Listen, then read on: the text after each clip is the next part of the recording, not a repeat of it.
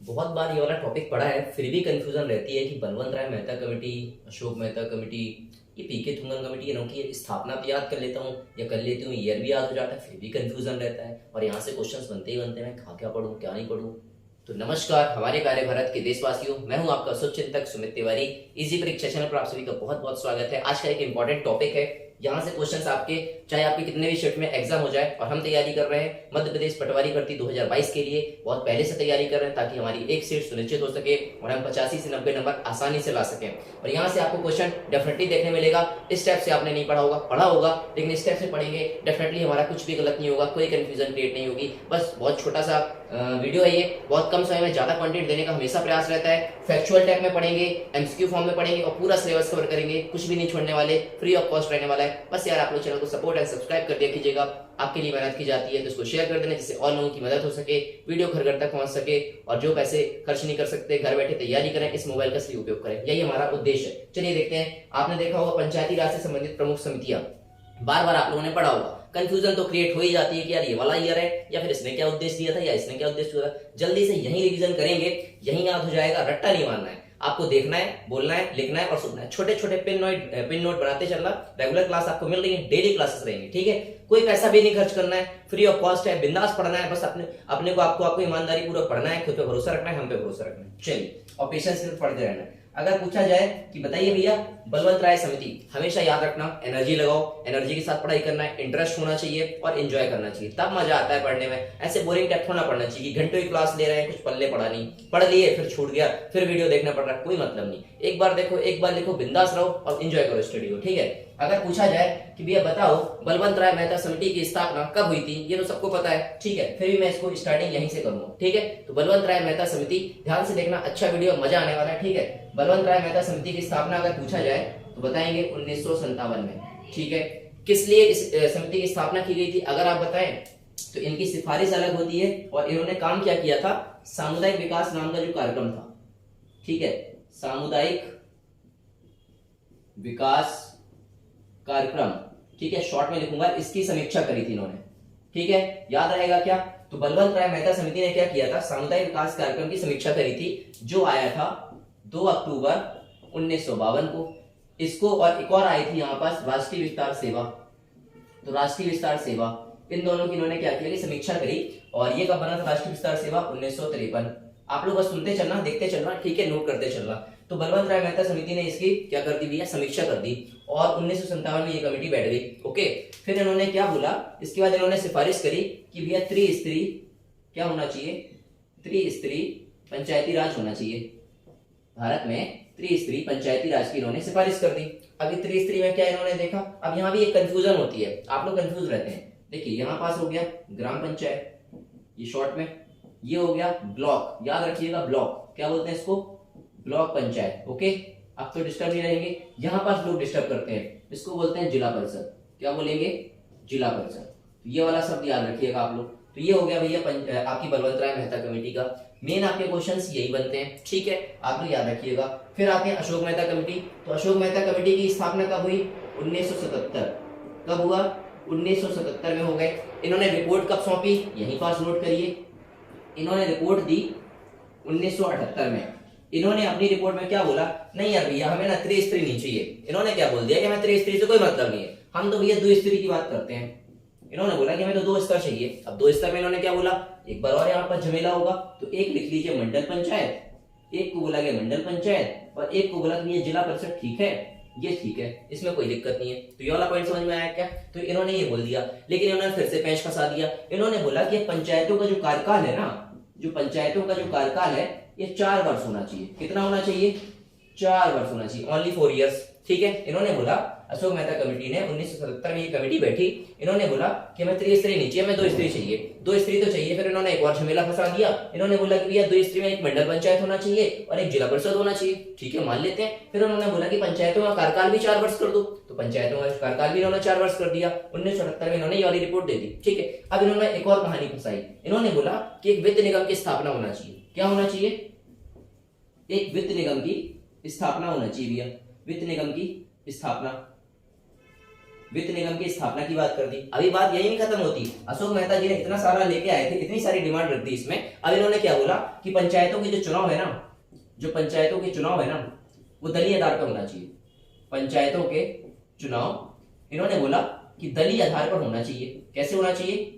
दलीय आधार पर होना चाहिए। थोड़ा सा कंप्यूटर कर लेना, मैं छोटा सा बोर्ड है लेकिन इसी में आपको ना इतने सारे फैक्ट बता दूंगा, मजा आने वाला है। एक ही क्लास में कम समय में आपको पूरा कंटेंट मिल जाएगा। घंटों लाइव क्लास लेने का कोई मतलब नहीं है, पढ़ो वैसा ही जो एग्जाम के पॉइंट ऑफ व्यू से इंपॉर्टेंट है। कम नॉलेज रखो, बार बार रखो, अच्छा रखो, रिवीजन और प्रैक्टिस हो, जो दिमाग में हमेशा बिल्ड हो सके, ऐसी चीज को हमको पढ़ना चाहिए। ठीक है, और हमेशा कहता हूँ वही पढ़ना है जितना आपके एग्जाम के पॉइंट ऑफ व्यू से इंपॉर्टेंट है। बहुत सारा हमें ज्ञान लेने की जरूरत नहीं है, ना किसी को बताने की जरूरत है, एग्जाम क्वालिफाई हो जाए उतना ही ज्ञान रखना है। चलिए, बाकी आप समझदार हैं यार। चलिए, तो ये पूरे पॉइंट हो गए अशोक मेहता जी की, यही पास आपको याद हो जाएगा, अलग से रट्टा नहीं लगाना पड़ेगा।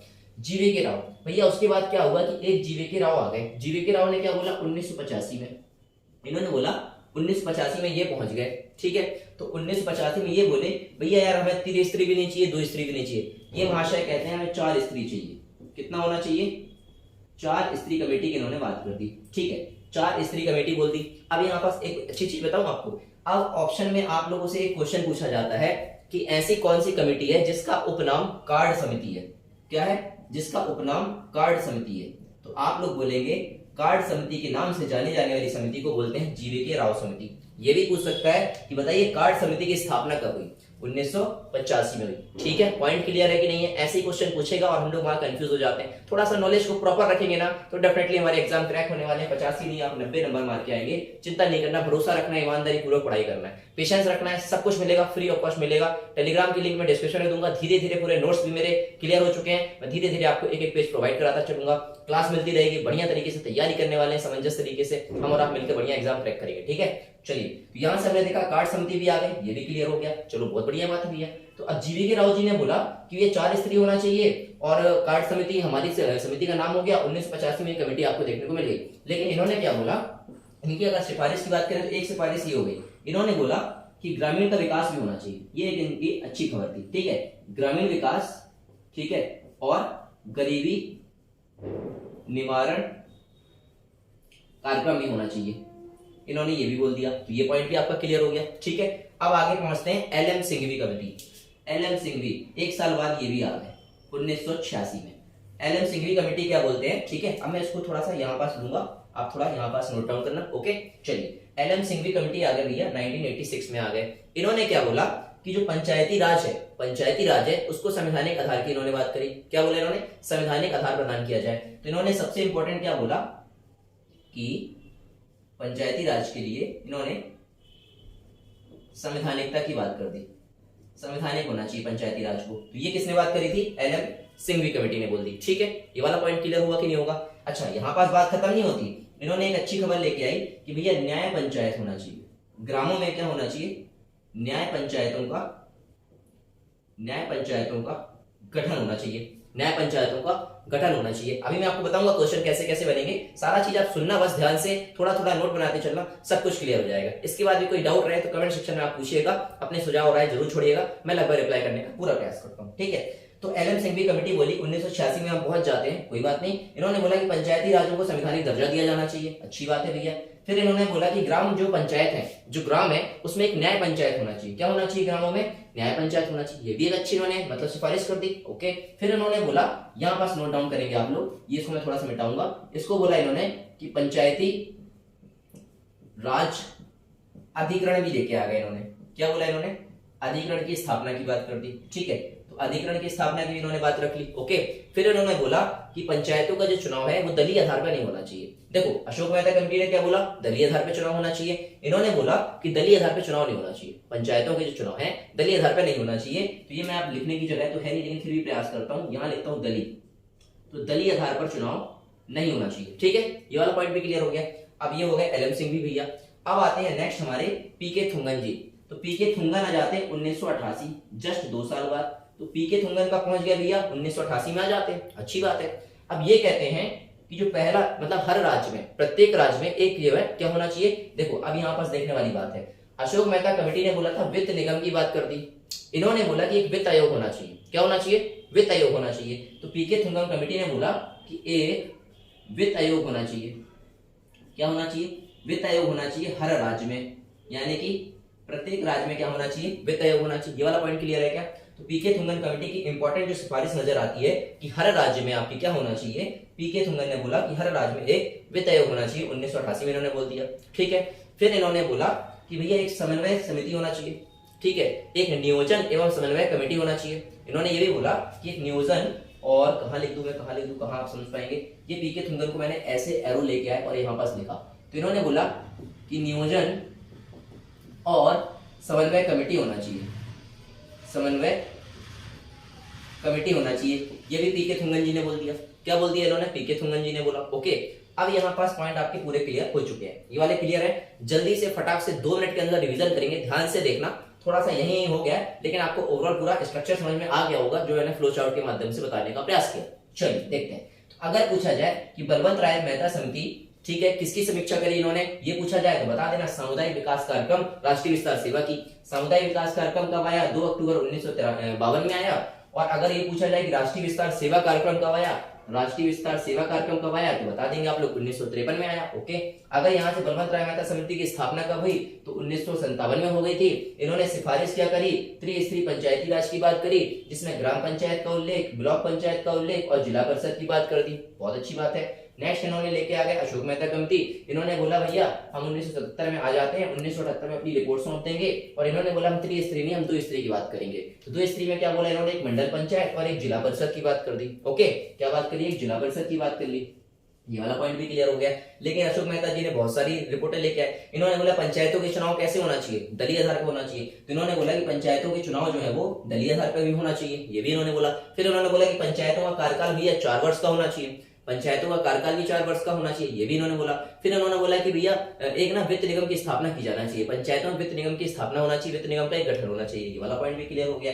नेक्स्ट आते हैं जीवीके राव। तो जीवीके राव पहुंच जाते हैं 1985 में। तो जीवीके राव बोलते हैं भैया 1985 में कि यार हमें ना 2 स्तरीय चाहिए, त्रिस्तरीय चाहिए, क्यों ना हम 4 स्तरीय की बात करते हैं। ये तो ठीक है। फिर जीवीके राव ने क्या बोला कि भैया गरीबी निवारण और ग्रामीण विकास कार्यक्रम होना चाहिए, मतलब ग्रामीण विकास और गरीबी निवारण कार्यक्रम एक चलाया जाना चाहिए। ये भी किन्होंने बोला, जीवीके राव जी ने बोला। ये वाला पॉइंट भी आपको आई थिंक क्लियर हो गया होगा। ठीक है, अब यहाँ से क्या बोला गया, देखिए अब आते हैं हमारे कौन, हाँ, जीवीके राय कमेटी को क्या बोला जाता है, कार्ड समिति बोलते हैं। क्या बोलते हैं, अगर पूछा जाए कि बताइए कौन सी समिति है जिसको कार्ड समिति के नाम से जाना जाता है, उपनाम से जाना जाता है, तो आप बताएंगे जीवीके राव कमेटी। कब स्थापना हुई थी कार्ड समिति की, तो बता देंगे 1985 में हुई थी। ये वाला पॉइंट क्लियर हो गया। नेक्स्ट आके पहुंचते हैं एलएम सिंघवी जी। तो एलएम सिंघवी जी की जो कमेटी है ये आती है 1986 में। 1986 में इनकी स्थापना होती है। ये क्या कहते हैं कि दलीय आधार पर चुनाव नहीं होना चाहिए। ठीक है, अशोक मेहता कहते हैं दलीय आधार पर होना चाहिए, इन्होंने बोला कि दलीय आधार पर चुनाव नहीं होना चाहिए। फिर उन्होंने बोला कि पंचायती राज को संवैधानिक दर्जा दिया जाना चाहिए। ये भी किसने बोला, एलएम सिंघवी ने बोला। कब बोला, 1986 में बोला। फिर इन्होंने बोला कि ये पंचायती राज अधिकरण भी होना चाहिए,